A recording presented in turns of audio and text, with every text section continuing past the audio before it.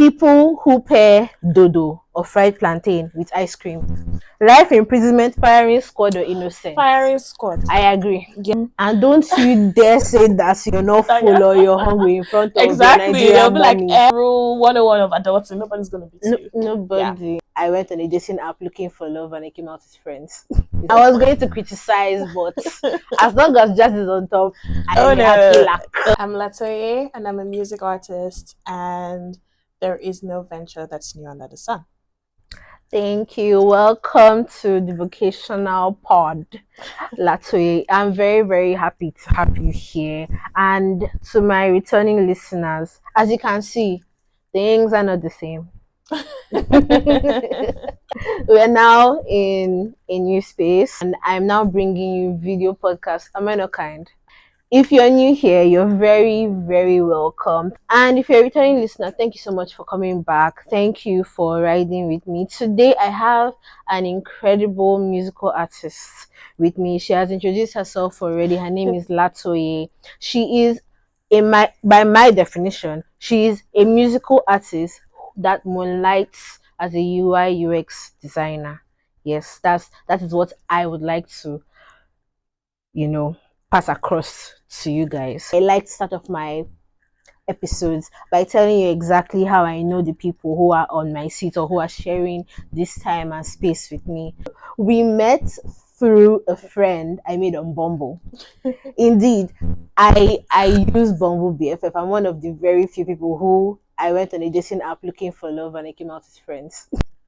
That is how I met Latoye, and since then she has been a light in my life, and I'm very, very glad to know her, and I can't wait for you guys to learn a little bit about her as well. I like to go into some quick fire questions. Unpopular music genres, rank these according to your preference.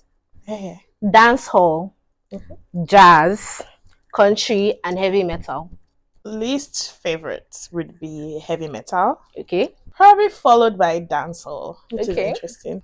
And then country and then jazz. So jazz. I'm very, very happy. But I'm very shocked about dancehall because it is my knowledge that you love Afrobeats.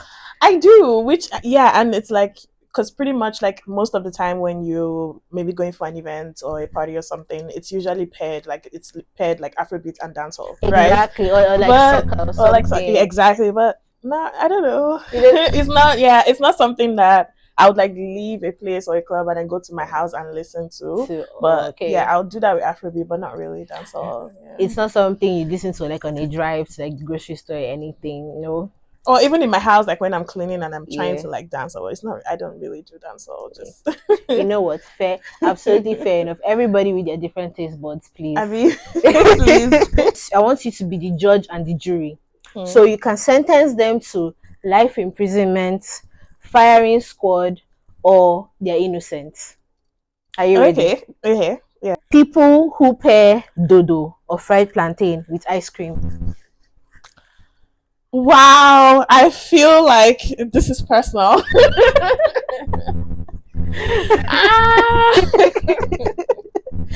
It's very personal. Okay. Wait, because you're a culprit. So my option is firing squad, life imprisonment, or they're innocent. They're innocent, please. This is bias. They are innocent. It's premium dessert, guys. You should try it. What flavor of ice cream? Preferably vanilla. Like, don't overdo it. It's just simple vanilla with like overripe dodo that's like soft. Okay. That one, me, I will judge you innocent only because you did not say minced chocolate chip or something like that. No. You have to keep the ice cream simple. Yeah. Okay, thank God. The next plaintiff before you. People who play a new album on shuffle instead of listening to like the body of work as the artist recommends. I'll give them life imprisonment. Okay. I will give them life imprisonment. Please explain why. I'm doing life imprisonment because you really should listen to it in that order. But then I also understand that sometimes after you've digested the work, maybe sometimes you found like your favorites in between, and you don't want to go through the whole thing, so you're kind of like selecting your favorites and like just like queuing them. Yeah, because okay. sometimes I do that. Okay. But when it's a new album and it's out and released and you're trying to like understand what's going on, you should listen in order. But after listening in order for a bit and maybe you have some favorites and that you want to go back to, you can't get choose picky. Yeah. Okay, thank you. Because now you just put me in life imprisonment, and I'll explain why. So usually when artists are about to release like a full body of work, maybe an EP, or like I think the other one is called an LP or something of the sort, like an album basically. They tend to maybe release one single first, as a kind of introduction, as a kind of warm up. So we're already used to the single. You will now come and give me 9 more songs. I have decision fatigue, so I will go to the single you've released already and listen to it like 5 more times before I'm like, okay, this tastes good. I can eat the rest of the meal. You understand? I'm being an advocate right now. Fair. But no problem. I'll accept my life imprisonment. People can visit me in jail or call me. People who serve only chips and soda at parties and call it a party. Life imprisonment, firing squad, or innocent? Firing squad. I agree. Yeah. A firing squad, please. Because why would you do such? Like, for me personally, I don't even like chips. So where do you leave me? You will be drinking soda now. Just soda. You'll be drinking soda now. What shall we do? Please. Firing squad. I feel like I've also even gotten to the point where, like, when we're young, when our parents have parties and people come over, like even as kids, they will always ask you like when you're leaving, like, have you eaten? Were you full? Do you want to pack some more? Don't you dare say that you're not full or you're hungry in front of exactly. They'll be like, please come back. Yeah, that's the level I want to be at with hosting. Yes. I love it. Yeah. I love it. I hope people have heard. Please step up your game. You can't tell people that have survived Monday to Friday to come to your party at the end of the week, and what you have for them is Lay's and Coca-Cola. Biko, please. The fourth and last plaintiff. People who blast music out of their cars with the windows down, that you can hear the music from 5 cars behind and 5 cars in front during the summer, on to say sun is shining. They are a little innocent. Okay, a little innocent. Between life imprisonment and innocent, what is your judgment, please? Innocent. Still innocent. Yeah. Please explain. Because sometimes, in the summer, the sun is out. There's so much joy in the air. I mean, living in this country, you see the sun.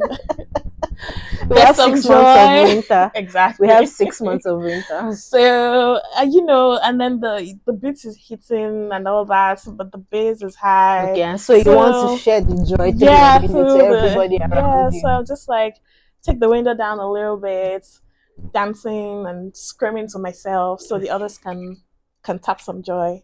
I mean, I don't do it all the time. How often is not all the time? Maybe like this last summer, for example, I did it probably twice. Okay. Twice is okay. Based on, let me say, if you're dividing the year into 6 months of sun, 6 months of no sun, 2/150-ish. But then it's not typically like as loud as like 5 cars back. It's maybe like the cars beside me and maybe just the one behind me. Okay. If their windows are down. Okay. But if their windows are up, it's just Okay, now you are innocent. She alone is innocent. Every other person that I'll be inside a cafe and I can hear your car. Oh no! I'll be deaf. I don't know how those ones do it because I feel like firing squad. I will be deaf. Will be deaf. Yeah. Me too, because even with the earpiece I'm wearing every now and again, please, my ears are nothing to write home about. So, your final quickfire question. Okay. We know you to be an avid traveler. If you go to Latoye's, personal page, which I hope you don't have access to, go follow Latoye, you would see very quickly from her highlights that she loves a good vacation. She loves to be outside. She loves it, and we love it for her. So, if you had to revisit any of these places, which would it be? Mexico versus Spain. I would actually say Mexico. Okay. Yeah, I think I liked Mexico because I went there to be a princess, I love literally. it. So it was just like this like all inclusive resort. I was there for like Ooh. 5 days. I just wanted to go there, sleep, wake up, eat, go to the beach, read a book, sleep, wake up, eat. That was the cycle. I think I only went out of the resort once, and that was just to like do those like little outdoor activities, like the bike thing and all of that. Yeah. But originally, or like what I majorly did was rest, and I just really liked that. I think in Spain I was everywhere, all around. I mean, I did Spain was with like my friends I hadn't seen in a while, so that was also good. But I think I just liked that element of relaxation and that like I had with no Mexico. activity. No activity. Yeah, it was just really chill. You know, it's extremely needed a lot of time. Yeah, I won't lie to you, honestly. Resets, you know. So Nottingham versus London. Ooh, they're both in the UK, so yeah, fair playing ground. I would say London for sure. London is so. I really like London. Oh, yeah. What do you like about London? What's one thing that like you like about it? Really, really. I think there's so many interesting things that are always happening in London, and I think also it's also very much in touch with like the Afrobeat scene, or like the Afro scene in general. Like things that you struggle to get here in Canada or even like Toronto comes really easy to people in London. Which is interesting. Yeah, because like their concerts, for example, are better. They have like going to the African store, they had like nicer things. Yeah. And it's just I'm even trying to remember just a few other experiences that I could compare, and I was like, okay, as a Nigerian, I think I would like living in London. That actually makes like perfect sense, because like you're not the first person I've heard this sentiment from. They're like in London, it feels like there's a better established Nigerian community. Yeah, exactly. Than here. Like I think that's what I 100% understand your sentiment in that respect. Jamaica versus the USA. I would say Jamaica, because I had so much fun in Jamaica. Yeah, it was first like a wedding, and then it was like a whole vacation with the girls. It was really, really nice. We did so many things. I feel like I really like lost count. Yeah, it was. Did you get to sleep at all? No, we did sleep actually. Yeah, sleep was really good, because it was also like an all inclusive, so we didn't have to think too much about food or whatever. Nice. So yeah, it was just like sleeping, waking up, grabbing something to eat, deciding what you're doing for the day. We had days that we didn't do anything. We just like relaxed. We're just at the beach. Yeah. So it was a balanced holiday. So I really liked it. Yeah. I think the US, I've mostly been in the US to like visit friends and family. Yeah. So I haven't really been to what I would call like the touristy areas of the US. Yeah, so like going to like York, Vegas, New York. Yeah, I've not been there yet, so it wasn't as comparable like with the experience. Yeah. Okay. That actually makes sense. I'm interested to know whether you would have changed your mind to the US if you had been to like the touristy places.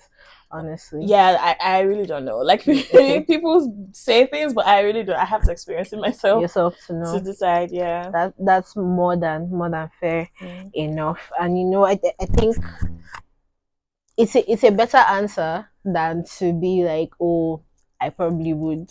So I appreciate the honesty a lot. This show we have a reputation of being very candid, very candid. So thank you for that. So on to the questions. Okay. For real this time, my sister. I heard through the grapevine that you've been doing music for close to 10 years. Please, when did you discover the rhythm in your soul? Good question. When? But definitely from a very young age, and my family was one that was into music. Like everyone had their favorite artists that they were playing on replay. So my dad was very much into Lagbaja. Yeah, so like I'm a Lagbaja babe anywhere, and I've been begging him to put his his discography on streaming platforms, but that's true. Yeah, the only one I've ever found of Lagbaja is Wherever. But yeah. See, I'm tired, but at this point, please, if you are listening to this podcast and you know Lagbaja, please let me beg you for us, please. My mom was into ABBA. I don't know if you know ABBA. Yeah. So we had from what's the movie with the like Mamma Mia? Yeah, the Mamma Mia. Yeah, people. So we had like these two different things on replay, and then my uncle was into Michael Jackson and Beyonce. So all of this that's like back to back. Yeah. it was a good mix, and it's definitely influenced my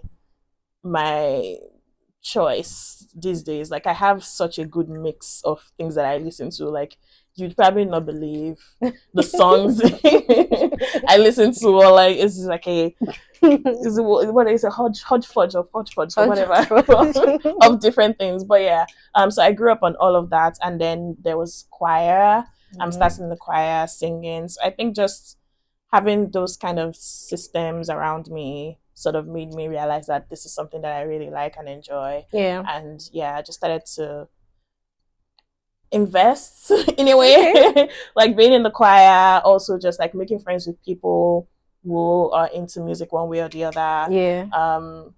Trying to get new songs, because streaming platforms weren't always the thing, so you always had to like hustle. Yes. Hustle a new song and all that. Find a new song, maybe like you download it off some secret website, some obscure website. I wonder how we never got like viruses or whatever. I have a question here about like just that feeling of support from your community. I used to think that like African parents, specifically Nigerian parents, are the only parents that if you tell them, oh, I want to do something other than the 3 lawyer, engineer, doctor. Yeah. I used to think that it was only them, but in fact, it's everywhere. Even like with non-black people as well. If you want to stray away from the path of the most assured money, it's a whole tussle with your family members. So it's really good to hear that like you receive that kind of support, number one, from your community. My question now is that what about people who don't yet find that support within their community? Is there somewhere else they can go to like have that kind of support from parents, from siblings, from friends? I would say you have to find people that do the same thing as you, for sure. And that's also something that is on my list of things that I want to also change about myself next year. Like I want to fix myself into spaces where other people are doing music, like learn what they are doing, do open mic sessions, absolutely. Go to random concerts, even in Kitchener, because you could feel like, oh, you are in some little city somewhere and you feel like nobody really does anything, but you'll be surprised. Like if you go out to find these people, you'd see them and you would learn a lot from people who are doing the same thing as you, because everyone is picking up different things, different talents, learning something new, also good at something that you're not good at. And it's just always good to like learn from these people. So I would say, like, if you're not getting that support from friends or like family, is basically saying find a new community and let that community be more like defined, like the people that do what you do. And if that's music, like people who are into music, people who create concerts, set up concerts, open mic sessions, like all of these things, it does matter. And also like insert yourself in the Afro scene as much as possible. Like I know people see that every time I'm always at every single concert. It's not there's a reason, right? Because I'm going there to like listen, to learn, to see how things are done, to understand the space. I also have even in Nigeria, I had like a community. It's called We Talk Sound. Oh. And now they're like really big. Like it's a proper company that's like a label and into music distribution. They also create content and they make videos. I can't remember. Yeah, they're really into everything. Yeah, exactly. We Talk Sound is really out there. Shout out to Dolakwa. I'm always saying shout out to Dolakwa because Dolakwa is at this point CEO, founder, whatever, of We Talk Sound, and that started as just a small community of people on a WhatsApp group who were just into music, and like just talking to them and like having back and forth chats, and all of us like sharing ideas, why we like particular things, particular elements in a song. I learned a lot from that, and it's just, these are things that I've built on, and I would say that like it's the best. Find a new community, basically. That's the solution. Find your own community. That's very, very good advice. Like, and might I add that like a lot of people here find a new community, and the first thing that enters their mind is, oh, money. Where will I find, the money to, go and be in the same space with these people? Look at the people in front of you first. That is what I would suggest. Look for the people within your current community that talk about music as much as you do, or you've noticed like they listen to similar like songs or genres as you, and go from there. But I would say the first thing is to actually take the action of looking. Put your eye down. I'm fine. Looking. I would say you've just gotten back in your musical groove. Like, you just recently released Closure in like April, and then you released Superman recently as well. So my question to you is like, did you ever feel like you weren't ready to share your music? I'm sorry, that's a line from our song Closure. Did you ever feel like you weren't either ready to share your music with the rest of the world, or it was a feeling of you don't think the world is ready to hear your particular sound, or particularly what you have to say? Because from where I'm standing, it's been a long time coming. So what made you feel like you weren't ready yet, and what makes you feel like you're ready now? First thing was, I felt like I didn't have enough of the systems in place. So it was time, and then it was both time and the systems in place to be able to put out my music. So it wasn't I don't think it was ever a thing of me being worried that people are not ready. I think one thing I've learned about music and just listening to people is that you would always find, there will always be a community for you, like regardless of what you make. Like, people have such a wide like array of things they listen to, different tastes, and you will always find someone for something that you do, as long as like it's really good, and you're putting a lot into your craft. You will always find people to listen to you. So that wasn't the problem. I think it was time and the systems, and these were systems that I had to start putting in place little by little. Like, I think it was just this year that I got my sister to start working as my manager and doing all those things behind, and then also I got a social media manager this year.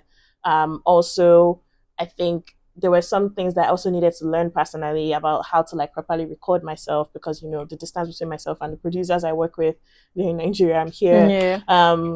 And I think also then going to Nigeria for the first time in 2024 was also like a push, because I was able to like spend some time with my producer and learn like a few things in person, learn a few things, record some songs. So I think there were just a few things I needed to put in place to, I guess, so I would say, to boost my confidence enough for me to push some of those things out, because I was writing songs and I was doing some of those things. I was even like working with like a producer here before, and I had a song, it's called Love Over Me, but it's not on the platforms anymore. I'm working on that. We are going to sign a petition. So I was doing all of that before, but I think with him, like, he was doing a lot of the work. And so like when we like stopped working together, I realized that there was so much work that he was doing that I didn't even really think about or figure out or understand. So I had to start figuring that out for myself and like getting that confidence back to put myself out there as a single person, because all the songs I did with him were like with him. It was me and him. Like, so, it was featuring him. No. So I sang the whole song, but it was like he owned parts of the song, so it was just like, it's just like how you have like these DJs sometimes on the song, and of course you don't hear and DJs, like they're not singing or anything. But their name is on the song. So basically, that was the kind of arrangements that we had. So Diplo, I don't like you.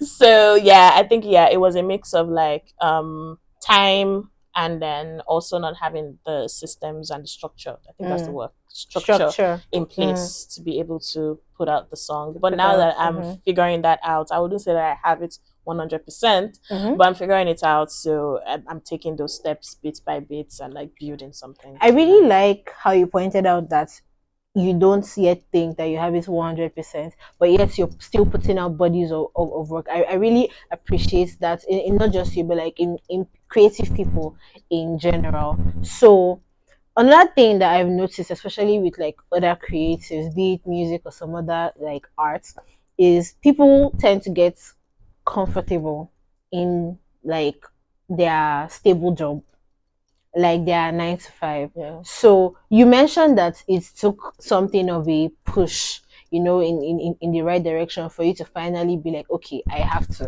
start, putting out my works. What would you advise someone like in that same situation to do? Like, do you think they should wait for 80% to be ready?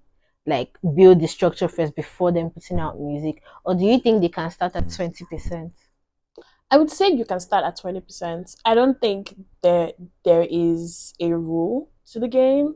I think you can start at 20% because if I even think back at what I have done, I think if I had even put out songs already, it wouldn't really have mattered much because right now with the streaming platforms, right? Like if I had songs that I've put up like maybe 4 or 5 years ago or whatever, and they were there just there in my name, I will still have them now. And then when people go to look for me, there is like a lot more in my catalog, than now. Is that what that 20% looks like? Like at least just putting out song, no matter how it's produced, no matter how it's sung, no matter the lyrics. Yeah, because people, the truth about most people is I think sometimes we need to understand that people are reasonable. They've seen that like there are so many years in between like one project to the other, so they definitely see that like you had time to grow. And even if that means that like at the point where you feel like you are there or at a good point, you want to remix the song or redo the song, go ahead. Like there's no rule to the game. Nobody's gonna stop you from redoing your own song, right? But like even if it's still there, we have remix. Exactly. So it's still there. And then even with the new age, like now with things that happen with TikTok where like someone just goes to uproot a song from 10 years ago and it becomes a new thing, and then people are listening all over again. Like that's what to skills. Yeah, exactly. And these are things that are happening now with social media. So I would say like still do what you can do. Don't wait till it's 100% for sure. 20% is still fine. Do it, put it out there, just have it there in your catalog. Like nobody's really gonna beat you. The rule 101 of adulting, nobody's gonna beat you. Nobody is going to carry sticker. You're safe. Yeah, you are safe. Now at the beginning of a lot earlier, basically, you mentioned your influences being like Michael Jackson, Beyonce, Tiwa Savage, Thames, Star. So there's this thing, right, where people usually listen to brand new artists, and the first thing that's at the forefront of your mind is, who does this person sound like?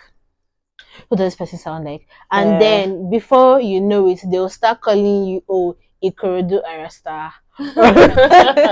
Yeah. Basically, they'll start accusing you of trying to replicate somebody else's sound. Now, for a new artist, and with this knowledge that no venture is new under the sun, how do you suggest, or rather, how do you make sure that your own sound is original and personal to you? And how would you advise like other new artists to also take that step to make sure that this sound is mine? Write the songs the way they come to you. Write your melody the way they come to you. Even if it sounds like it's someone else's sound, it's still okay. Like sometimes you kind of grow into your sound, and because you have no control over how much people are going to interpret what you put out there. Absolutely. So one example now is Aria. So I don't know why I can't remember. I think maybe it was a self-named EP, the first EP she brought out. One of the major conversations that were going on right there and then was that she was another Thames. Oh, I recall that. Yeah. I absolutely recall that. That was the first thing. Oh, like another times, oh, Maven is trying to bring out a competition for teams, blah blah. That was the whole convo. And I didn't even particularly see it that way. I thought that she was different, and I liked that sound. And I think maybe some of those kind of influence how she got into Afropop, but also there's also the fact that Afropop brings a lot of money, so that's also something. But she started, but over time she has grown into a sound. Same way Rema also started as, oh, he sounds like Wizkid, really? And he has grown. Yeah, Rema. I didn't hear that though. Oh yeah, they were like always copying Wizkid, he's trying to sound like Wizkid. Sometimes that even still comes up here and there, but he has also that Ozeba, he sounds like Wizkid. Stop it. No, most of it's like slow R&B-ish type songs. They're like, yeah, it sounds like Wizkid. But now Rema's grown into his own sound. So Closure, for example, when it came out, everybody was telling me I sounded like Tiwa. But now with Superman, I'm not getting that kind of comments. Yeah, because it also like is a bit different. So I would say that like write it as it comes to you, do it as it comes to you, do what's most natural. If you feel like you sound like someone, it's okay, at least to start. I think you trying to like change that just because you don't want to, I mean, maybe if you become a pop star, whatever, and they start telling you things to do, you don't have a choice. Yeah, but under a label, yeah, under a label and all that. But at the point where you're still like an independent artist and in charge of your sound, it's okay. Do what comes to you naturally. Like it will evolve with you as you continue. I think I don't think I'm even afraid of being told that I sound like someone. Because someone did tell me with Superman I sound like Niniola, which makes sense because I also listen to Niniola. I should have mentioned Niniola. Yeah, Niniola is also a big influence for sure. I love Niniola so much. So there's that. Yeah. So that's my advice. Like do it as it comes naturally to you. Do it as it comes naturally to you. The difference is it's your own voice. Yeah, exactly. It's your voice. Nobody can take that from you. It's still your voice. Yeah. And thank you so much for like mentioning like the label and an artist like ending up being under some other, you know, a production decision that is not entirely theirs. So first and foremost, the music industry on its own is very difficult to break into. Then it's also difficult to sustain as well. What is like the progression of a musical career, for instance, from your point of view as a new artist, and how exact would you want your own progression to match that? The progression. I know like it's very, very different like from person to person, but like what is should I say the typical one that most people follow? Yeah, I think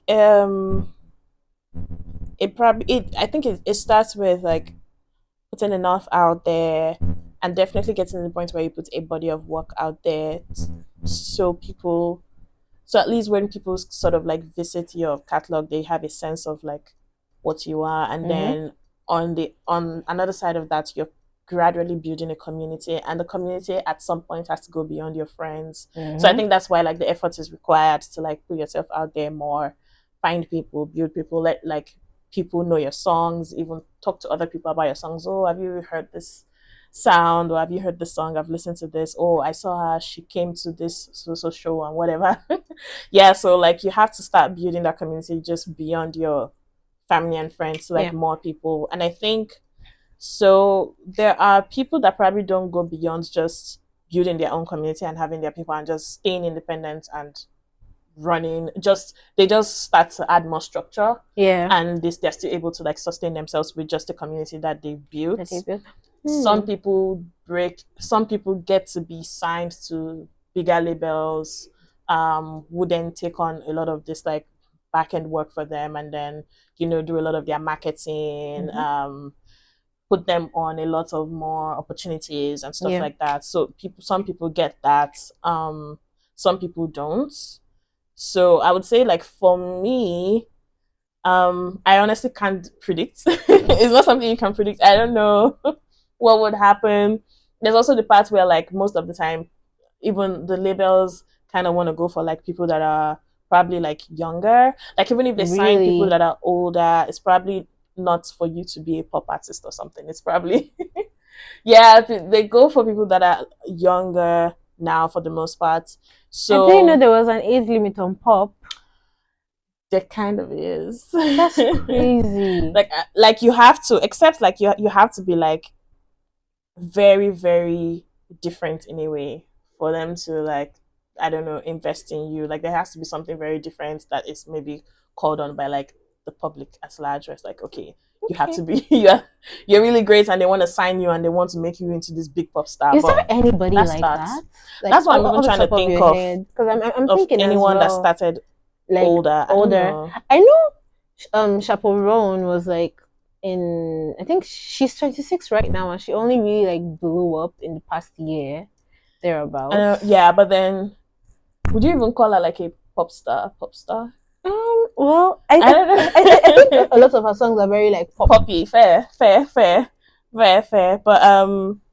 yeah, I think things like that happen. Like, but it's also just unpredictable. Like where you're going. I think for me, I'm okay either way. It's like if all that happens is I just build a community and I have a better structure around stuff, and I can go to places where I can like have some mini concerts and stuff. Because I think also a personal dream is to be able to like sing with a band, live music. Ooh. And I love and do some music. Of that. Yeah, I want to be able to do live music very comfortably and like sing to people and have people just like enjoy my music and feel it in person. So if I ever get to just that point, I'll be glad. Like there's Shewa in Toronto, for example. I love Shewa. Yeah, I love like what she's doing with our music. I love her music. I love what she's doing with the music, and the point where she has gotten to, of course, I'm sure she wants to be very much big, but then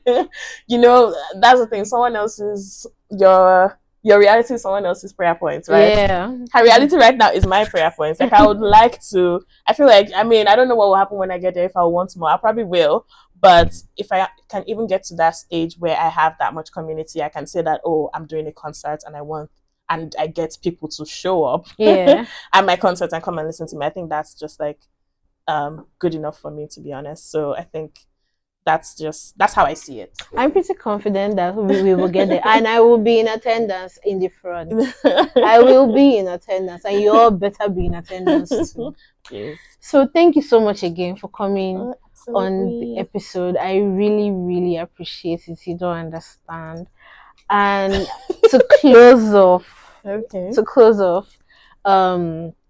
what can we expect from you? In the nearest future, let me say like within 3 to 6 months. Should we expect a new song? 3 to 6 months. So 3 months for sure a new song. 6 months an EP for sure.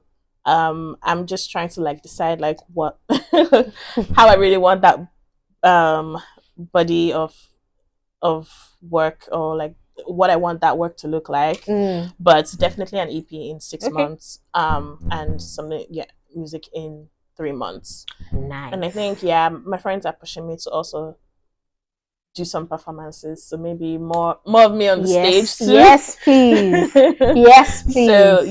So there's a lot coming from there. And I think at like a few weeks back I was feeling like, oh my god, I might need to stop this music thing, but I'm just like, you know what, no, let's keep it moving, let's keep it going, and let's see where it goes. I'm very glad, and like I'm very, very much looking forward to that. So as we draw the episode to a close, could you please kindly leave my audience with a piece of advice, specifically to the people who are in similar places as you, starting off in the music industry, and speak to them? If you're starting off in the music industry, find a community, meet more people that are in the same industry, meet more professionals. They don't even have to be professionals. They could just be literally anyone who has a side hobby or hustle of doing anything. People who play instruments, whatever it could be. Just find that community, plug yourself into those communities, and like just learn from people and see how you could build yourself. It's it might seem really slow at the beginning, but it adds up and it really helps. That's something I can say for sure.